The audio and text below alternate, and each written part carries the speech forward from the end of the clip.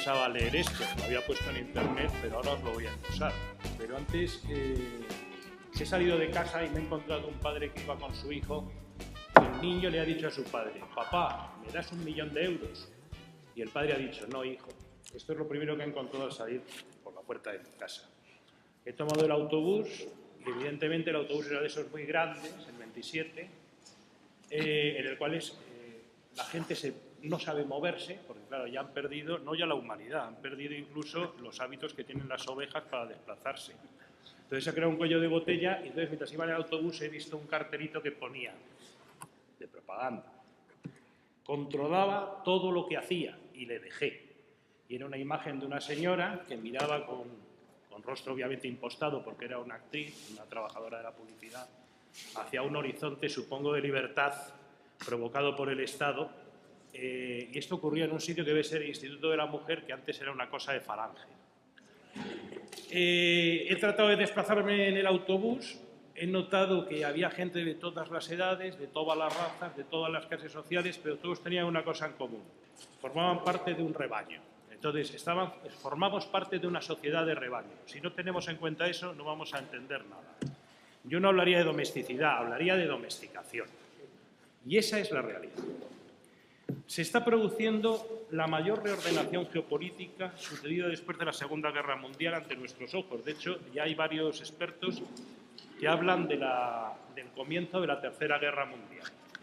Europa, junto con los Estados Unidos, está agrediendo a Irán a través de un bloqueo con unos actos de guerra económica.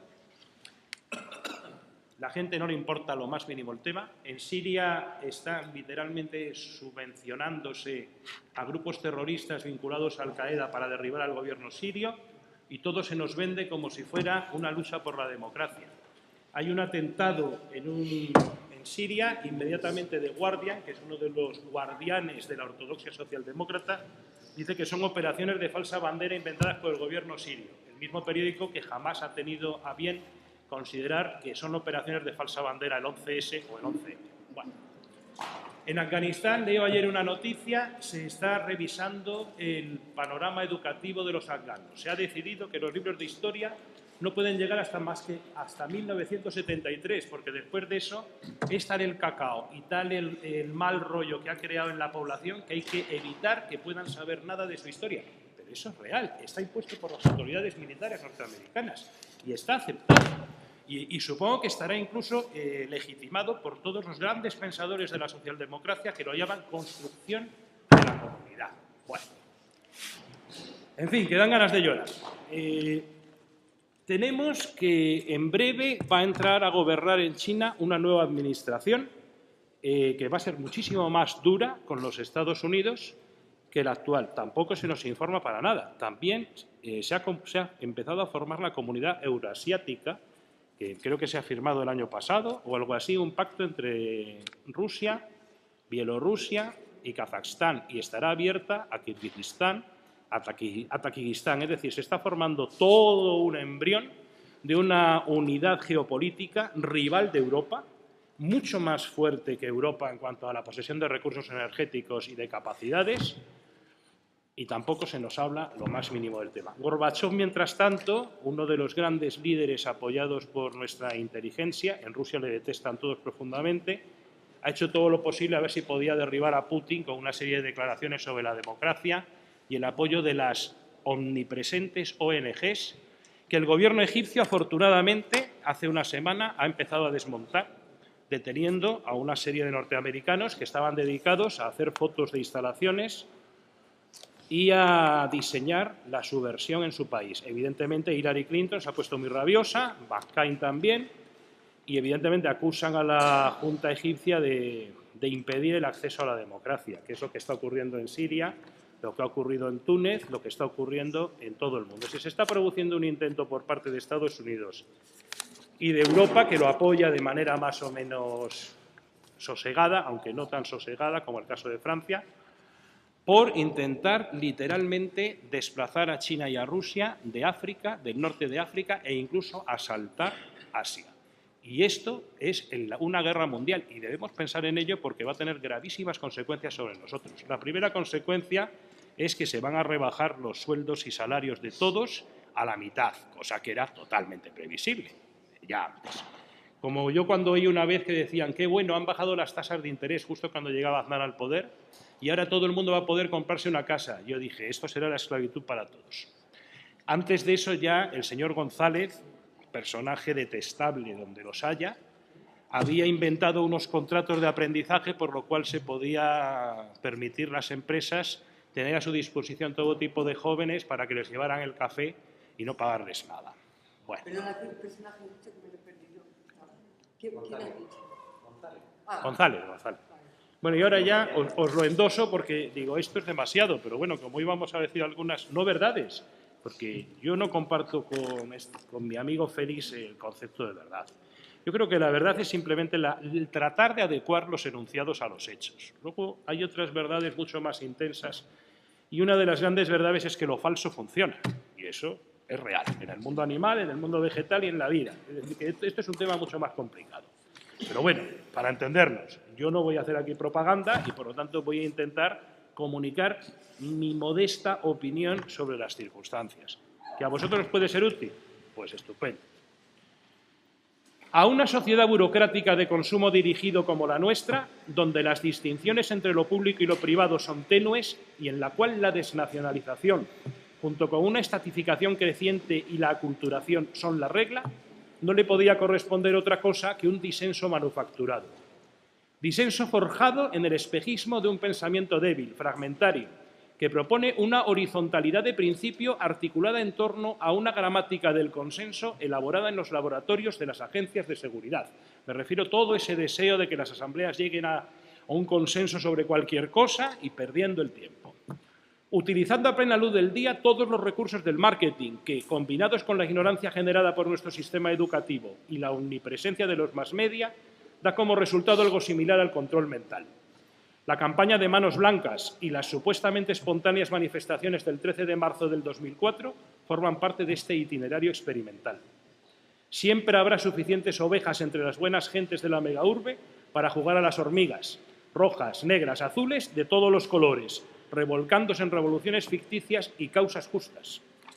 La ausencia de líderes considerada como virtud, la propuesta demente de un pensar global y actuar local, tan caro a los designios de las clases dirigentes, claramente empecinadas en forjar unidades de poder cada vez más vastas de corte neoimperial y planetario, así como la propuesta como dogma de la no violencia, componen un cuadro distópico y tergiversado de la oposición potencial a un sistema que utiliza todos los recursos a su disposición para proponer un totalitarismo cada día más visible e implacable. Eso sí, presentado como única respuesta humanista posible a las problemáticas más variadas, sin olvidar la declamación deleznable y divisiva sobre los ideologemas de las políticas de género, vector nutricio del imperialismo más irredento y de una nueva forma muy peligrosa de totalitarismo. Y a todo esto se tiene la desvergüenza o el acierto propagandístico de llamarlo cerebro colectivo. La repercusión nada casual en los medios de comunicación de masas y la apelación intermediadora de las redes sociales, articuladas en torno a lo audiovisual y lo electrónico, dejan pocas dudas del carácter teledirigido del movimiento 15M Spanish Revolution, entre nosotros, menudo nombrecito. No podríamos haber encontrado un nombre para todo esto después de no sé cuántos meses que no sea 15M. En fin, propuestas teóricas inanes, políticamente correctas, infantiles y utópicas, alejadas de las problemáticas reales de la vida colectiva e individual, revestidas de una estética supuestamente alternativa, no menos espeluznante de la que sufre la sociedad circundante, solo preludian la impotencia práctica y la consecuente manipulación del proceso tras los bastidores, canalizando hacia marchas agotadoras y absurdas, mediante eslóganes simplistas, una disensión válida y real, inteligente remedio a una posible insurrección generalizada que pudiera actuar fuera de lo previsible y domesticable. Tenemos una izquierda, peón de brega esencial de la estrategia antes citada, que sigue siendo el reservorio sociológico predominante en esta dinámica quincemayista, cuya connivencia con los hegemones financieros foráneos y autóctonos ha quedado más que patente con los 8 años de zapaterismo. Una izquierda que, tras perder las elecciones, convoca a multitudes para solidarizarse con personajes tan poco ejemplares y banales como el juez Garzón. Sin olvidar un presunto mundo alternativo compuesto por gentes que no ven más allá de sus narices y de lo que les proponen los fabricantes de opinión más variados, solidario con montajes fascistoides como los que tienen lugar en el norte de África y Oriente Medio. El panorama, por ello, no puede ser calificado más que de tragicómico. Sin contar con la devastación de la vida cotidiana en las grandes urbes, entre las que se encuentra Madrid, supuesto epicentro planetario, como impunemente nos propone un librito alucinante de un proceso emancipador de corte global. Lo mínimo que puede exigirse a quienes participan en esto es mirar alrededor suyo y proponer alguna reforma tangible y exitosa que ponga coto a la entropía, al horizonte entrópico de esta ciudad concreta. Pero para ello sería preciso pensar y actuar de modo local con inteligencia y contundencia, más allá del sectarismo de la extrema izquierda y de la lobotomización asumida como obligada y natural por los entornos alternativos vinculados a la nueva era. Un nuevo budismo que amenaza a Europa, diseñado concienzudamente en California. Tanto las momias como las organizaciones no gubernamentales, engendros en la mayoría de los casos al servicio de designios y diseños transnacionales de carácter mundialista de corte neocolonial, buscan que todo cambie para que nada cambie. Mientras los tártaros afilan en secreto sus espadas, benditos sean el fuego y el hierro de su cada vez más cercana llegada. Como decía Thomas Jefferson, y con esto termino a modo de aviso para navegantes, no puede esperarse que los hombres sean trasladados del despotismo a la libertad en un lecho de plumas. Gracias.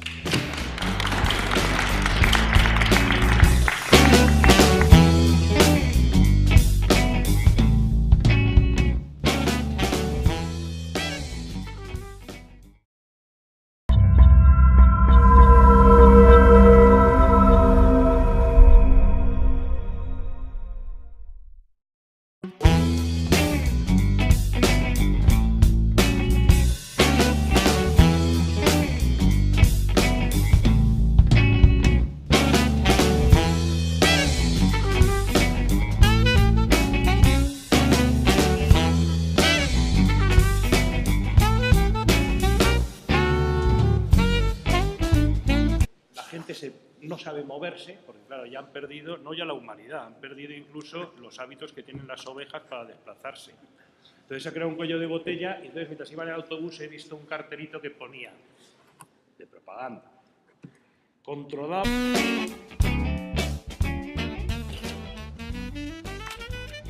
Yo no pensaba leer esto, lo había puesto en internet, pero ahora os lo voy a usar. Pero antes he salido de casa y me he encontrado un padre que iba con su hijo. El niño le ha dicho a su padre: papá, ¿me das 1 millón de euros? Y el padre ha dicho: no, hijo, esto es lo primero que he encontrado al salir por la puerta de mi casa. He tomado el autobús, y evidentemente el autobús era de esos muy grandes, el 27, en el cual